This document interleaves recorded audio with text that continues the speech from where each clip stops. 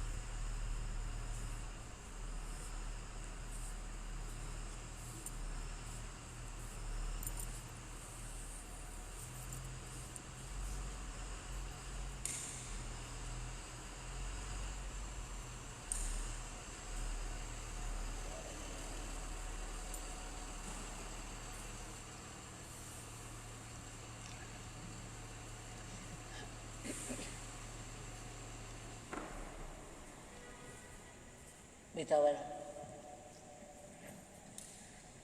grateful pranams for one more chance to be able to sing His powerful name. We have been seeing the glory of His name, the stories of His glory and His Nama's glory.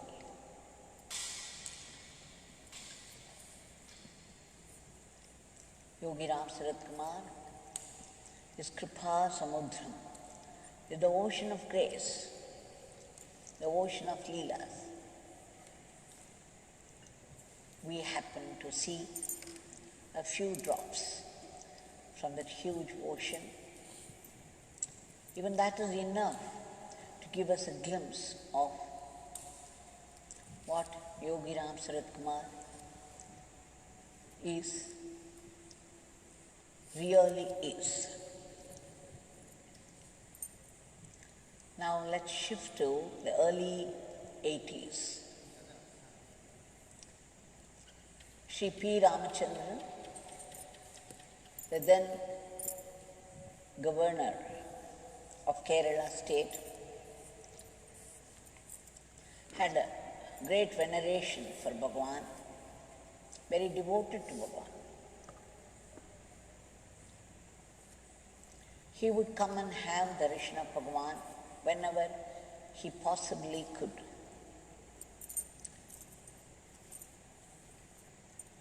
Once,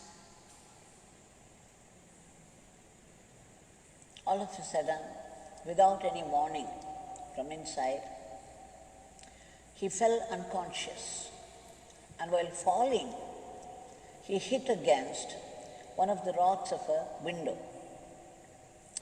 It hit him right on the forehead, and he fell down unconscious. Immediately he was rushed to the hospital. The doctor examined and said his blood was thick and so was difficult to go to the brain. The blood supply to the brain had become less because the blood was becoming thick. When the blood becomes thick, it's also sticky.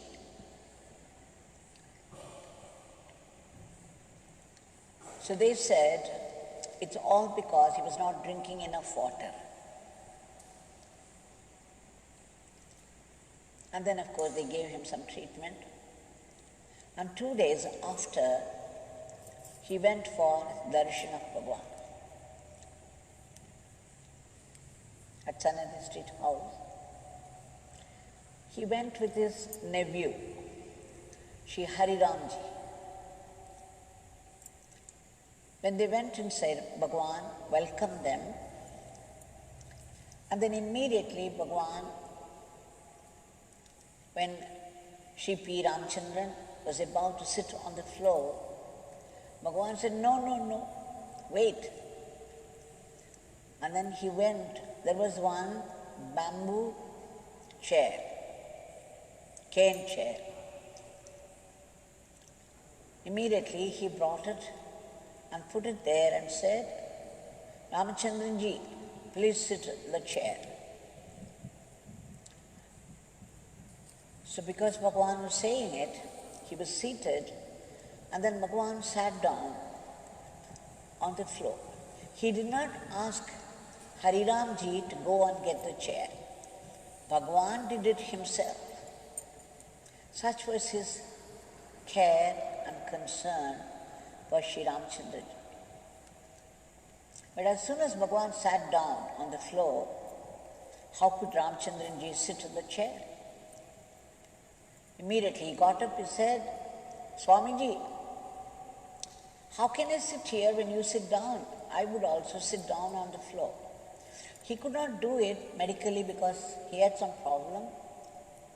And Bhagwan knew that. And Bhagwan said, no, Ramachandra, please sit in the chair. Please do what this beggar says. So finally, he had to accept it. And then he sat on the chair. Now Bhagwan called Hariram. He said, Hariram, will you go get a tumbler of water from the mud pot? There was a mud pot there with water. And then there was also an aluminium glass. So Hariramji went there and got a cup of water. And then there was a heap of bottles, from the smallest size to the biggest possible. And they were all heaped up in one place. Even the first time when I went there, he pulled out a bottle. I wondered how he knew exactly what bottle, because it was a bottle of sugar candy to me. But this time he pulled out a bottle of this amla, the gooseberry powder. And then he took out 2 spoons, put the 2 spoons of this powder into the water, stirred it well, and gave it to Ramachandranji to drink. And then again he asked Hariramji to get 1 more cup of water. He added 2 more spoons. Again to this cup of water he added 2 spoons of this gooseberry powder, stirred it well, and gave it to Ramachandranji to drink. And then Bhagwan said, Ramachandranji, your problem is you are not drinking enough water. You must drink more water. Those were the exact sentences spoken by the doctor. Here, Sri Ramachandranji was wondering how, without any exam, they had to go through tests, there were equipments, and then the doctor diagnosed it. But here, just sitting on the floor, Yogi Ramsuratkumar was able to say what exactly was the problem. No equipment. Let's remember in this time, in this space, what he said once when Om Prakash Yogini and Sri Murugadas had gone to have darshan of Bhagwan, and somebody had come there and complained that he had a heart problem and he wanted Bhagwan's blessings for the treatment. Then Bhagwan said, this beggar is no doctor, denied flat, and then said, there is no equipment here, there is no blood test, there is no X-ray equipment. But many patients come here. My father has given a medicine a medicine for all ills of the body and the mind. And that is the name Yogi Ramsuratkumar. This was his declaration. Now Bhagwan told Sri Ramachandranji, how did you get this problem? He asked him how he got this problem. Sri Ramachandranji confessed. He said, Swami, in my position, I have to attend many meetings. And sometimes the meetings would drag on. And even if I felt like going to the toilet, I wouldn't be able to do it. And so I started avoiding drinking water so that I wouldn't have to go to the toilet. I wouldn't have to pass urine. And sometimes if I felt like it, I could not get up and go in the middle of the meeting, so I would contain. And that is why, and I had been doing it repeatedly for so long, I'm not surprised that this happened. Then Bhagwan said with such love and concern,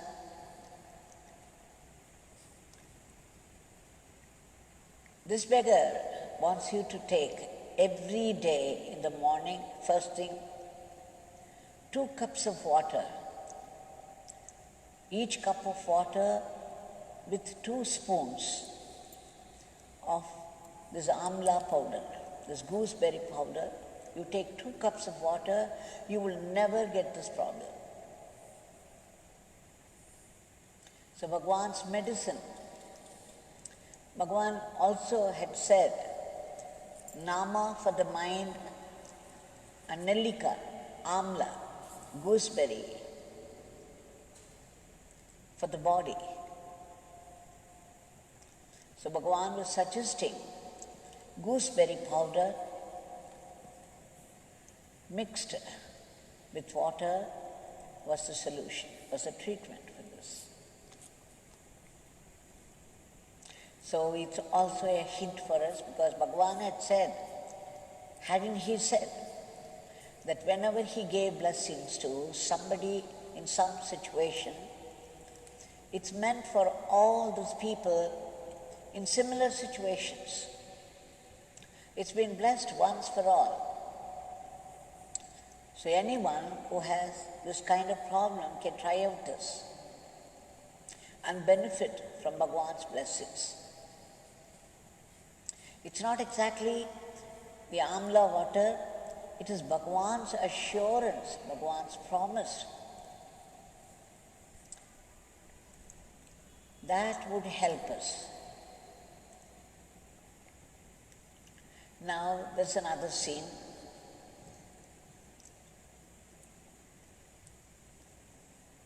Sri Ramji's wife, Rukmini,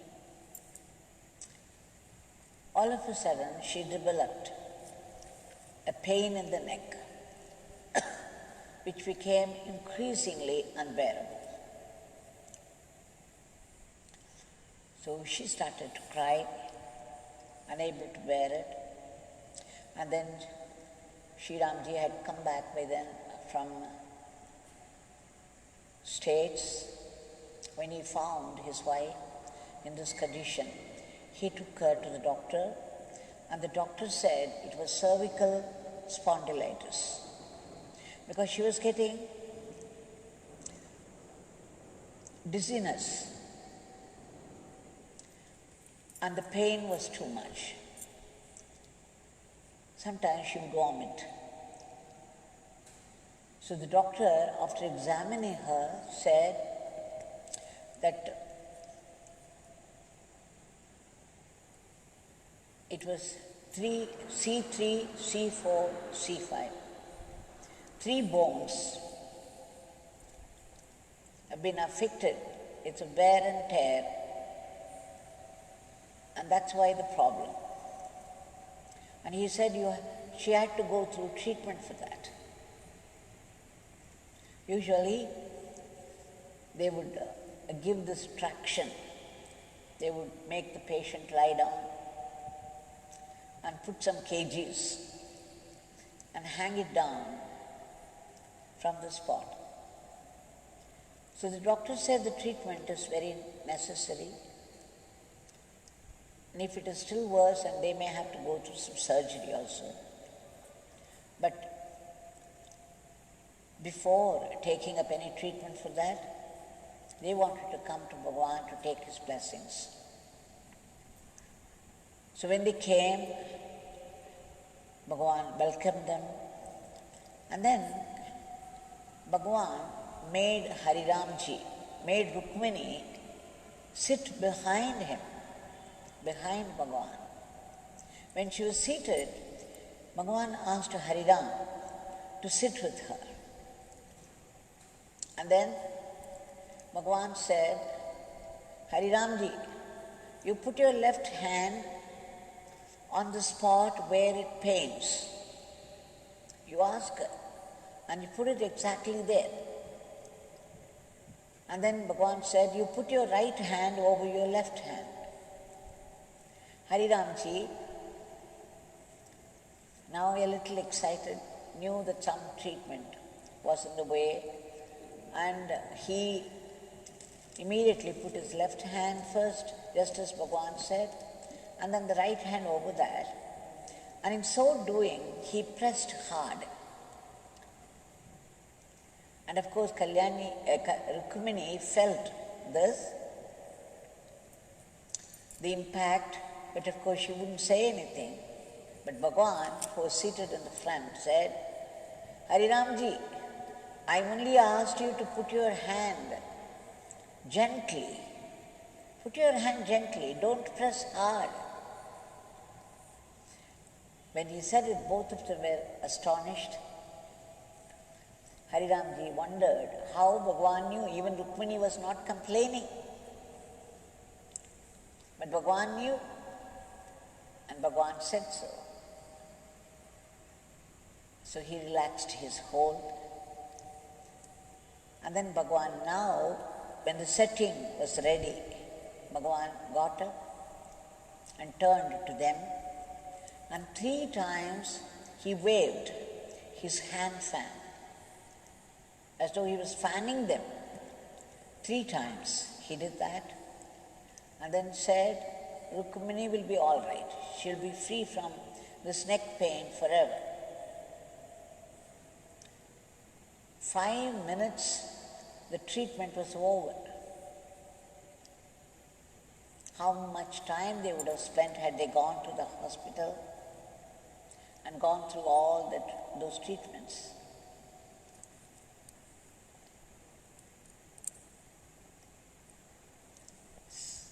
This is what Hariramji said. It's all his grace that they were surviving because of Bhagwan's grace. And when he did not even know that he was pressing hard, and when Rukmini was not complaining at all, Bhagwan knew. And he said it to the surprise of all. He's all-knowing, all-powerful. There's another interesting story related by Shri Hariramji. It was about his brother-in-law.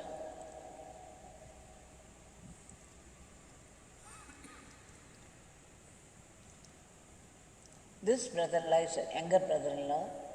He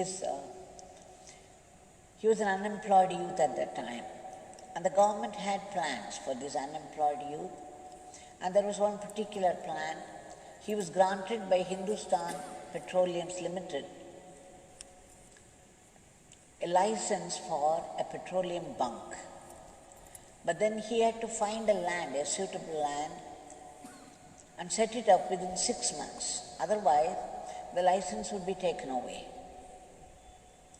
So every day,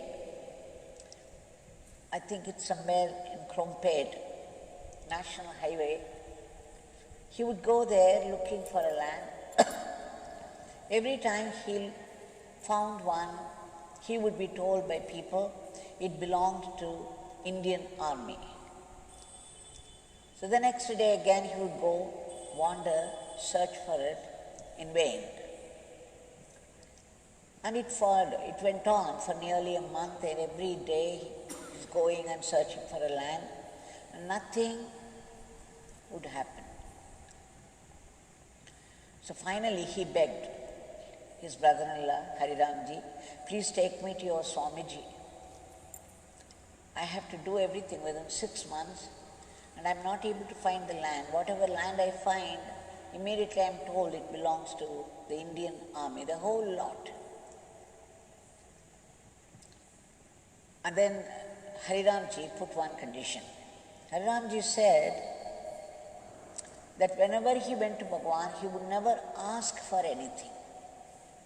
If Bhagwan asked him, Hariramji would only say, Swami, I want your blessings. Because Swami knew everything. Swamiji knew everything. Swamiji would do everything by himself. So Hariramji put this condition again to his brother-in-law. You should not open the topic. Only if Swamiji asks you, you can open this topic, not otherwise. His brother-in-law agreed, and they went there. Bhagwan welcomed them again, took them inside, and then gave the newspaper to Shri Hariramji to read out the news for some time. And after that, Bhagwan put his question. He said, you people want to say anything to this beggar? Bhagwan always knew everybody's thoughts.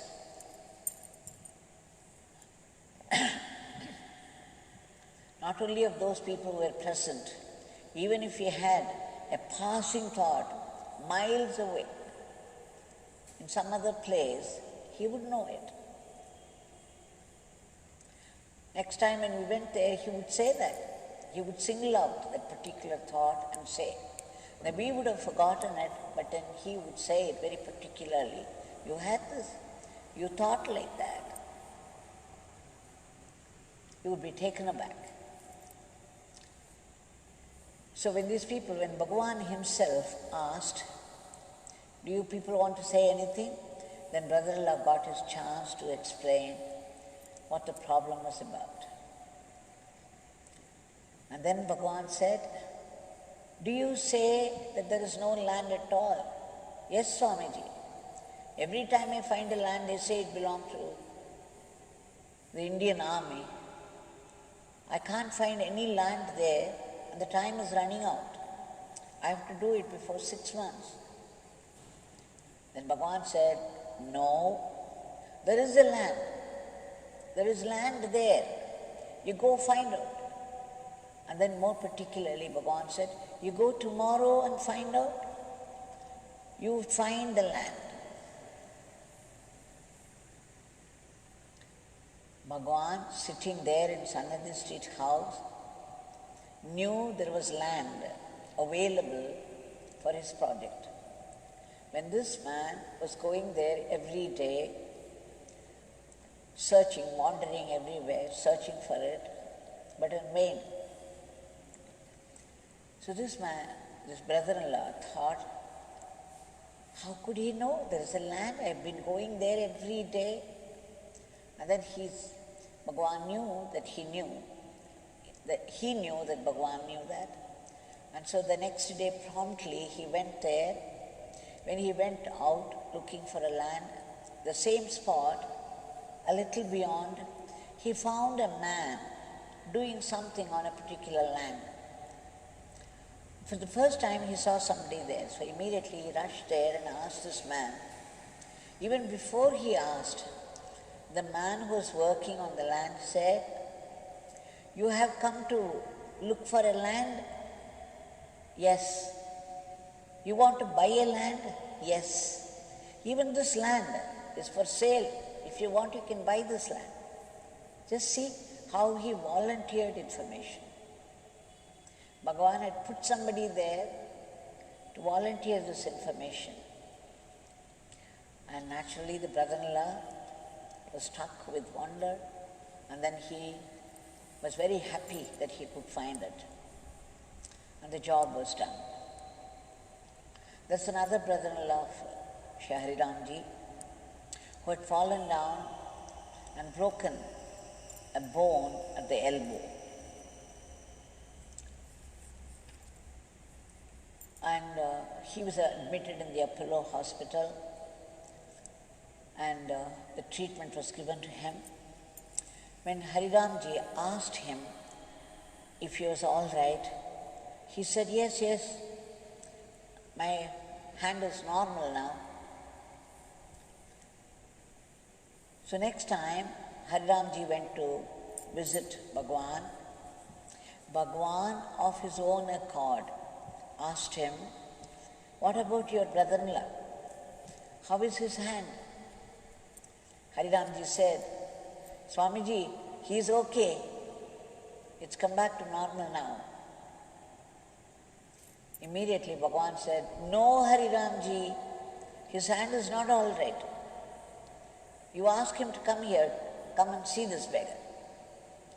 No, Swamiji, he told me personally that his hand is all right, he's come back to normal. No, Hariramji, his hand is not all right. Please ask him to come and see this beggar. Yes, Swamiji. And then he confronted, when he went back, he confronted his brother-in-law, the other brother-in-law. What happened? How is your hand? Oh, it is normal, it's okay. No, Swamiji says your hand is not normal. And then the brother-in-law came out in the open and said, yes, Swamiji is right. My hand is not at normal. There's a lot of pain there and I cannot turn my hand this side or that side. Then why would you lie to me?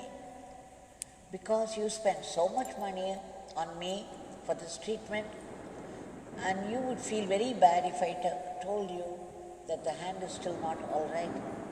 So I did not want to trouble you further. So I hid it from you. Just see, Bhagwan knew sitting there in Sanadi Street house what his brother-in-law was going through. And then promptly, this brother-in-law went to have darshan of Bhagwan, and Bhagwan asked him where it was paining. So this brother-in-law, showing his hand, he said, if I move this side or that side, it pains. If I keep it in one position, it doesn't. And then Bhagwan made him move his hand on this side and that side. And every time he asked if the pain was less. And finally, the pain was completely gone. To the wonder of this brother-in-law. Again, Bhagwan knew what was happening in the family. He gave me to understand that if Bhagwan cared for one person, even if one person is devoted to Bhagwan, Bhagwan takes care of the whole family. Such is his love, care and concern. Now this Bhagwan, who is omniscient, omnipotent, omnipresent, all-knowing, all-powerful, all-pervasive. Now this Bhagwan is here in front of us.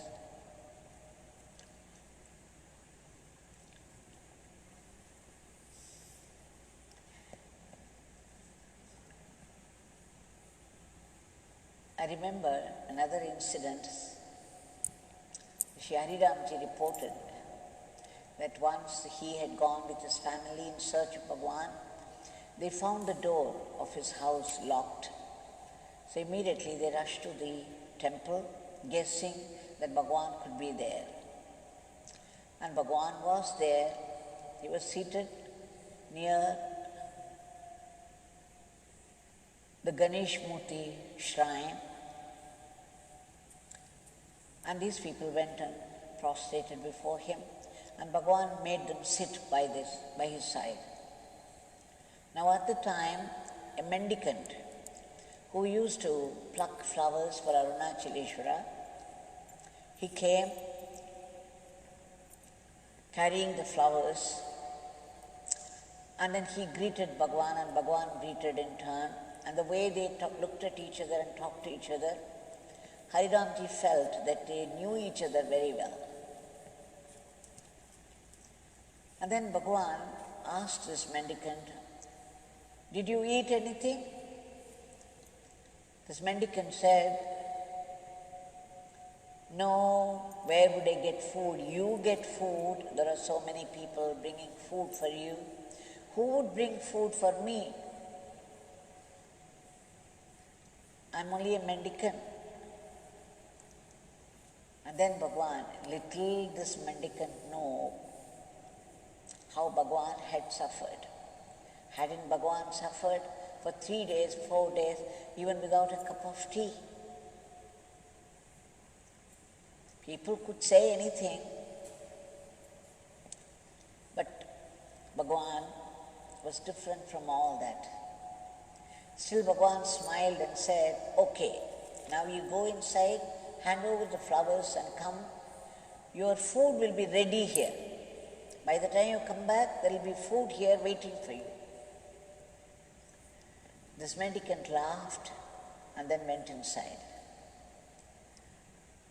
At the same time, just after he left the place, a rich man came from Chennai for darshan of Bhagwan, and he found Bhagwan seated there. He had brought a huge plate with fruits and lots of eatables, packets of snacks and other eatables there, and he placed it before Bhagwan. Bhagwan said, "Okay, you sit down and you wait with this plate." And then they waited, and when the mendicant turned up after handing over the flowers, Bhagwan said, "You see, there is food here for you. You take the whole plate and eat it up. The whole thing is for you." Just as Bhagwan promised, immediately there was a plate full of eatables, and the mendicant was wonderstruck. And then he said, "What glory, what glory! Apara Mahima. What an excellent glory you have. Within minutes you could procure this and keep it ready for me." And then he prostrated,